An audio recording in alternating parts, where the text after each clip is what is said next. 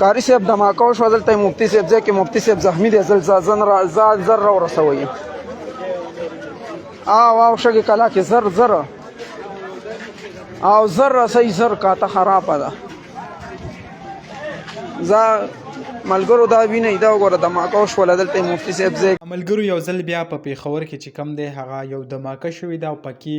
مفتي منیر شاکر صاحب چې دی هغه ډیر زیات شدید زخمی دی داسې کم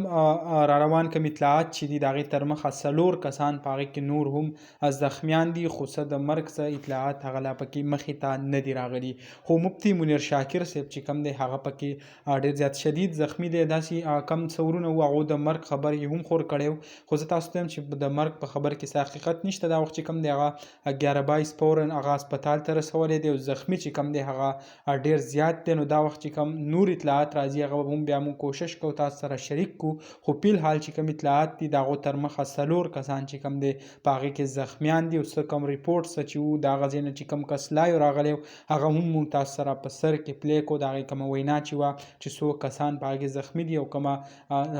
برید چې دی هغه څنګه شوی دی الله تعالی دې خیر وکړي ځکه که موږ وګورو یو څو ورځو کې کم دا پیښې چې دي هغه ډېرې زیاتې مخ په وړاندې روان دي علما چې کم دی هغه پکې ټارګېټ کېږي نو دغه ویډیو به تاسو سره شریک کړئ انشاءالله بل ویډیو کې مې لایک الله حافظ